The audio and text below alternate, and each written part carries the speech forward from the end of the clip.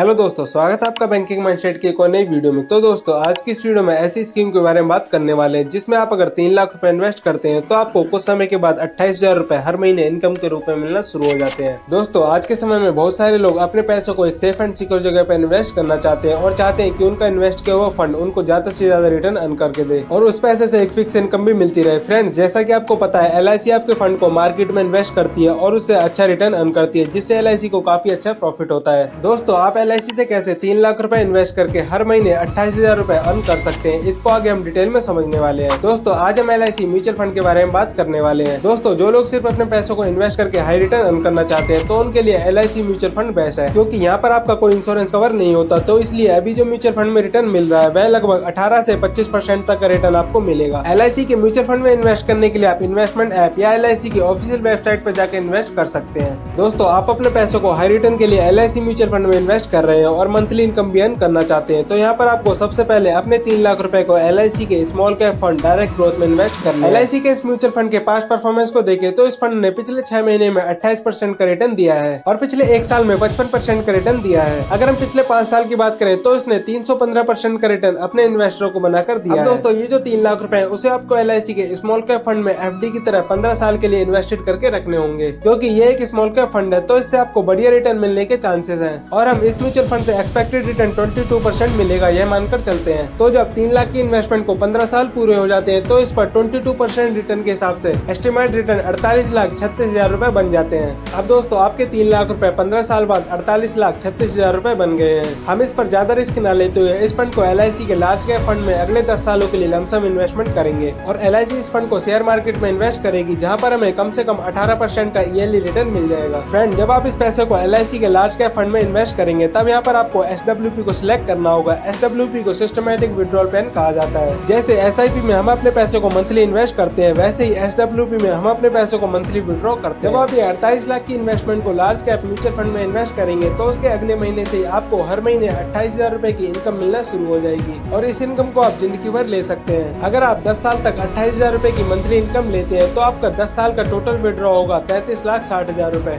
ये amount withdraw करने के बाद भी आपके पास 1 करोड़ से प्लस की राशि होगी, जिसे आप 10 साल बाद कभी भी निकाल सकते हैं। अगर आप इस इन्वेस्टमेंट को पड़े रहने देते हैं तो ये पैसे कंपाउंडिंग इंटरेस्ट के साथ ग्रो करते रहेंगे।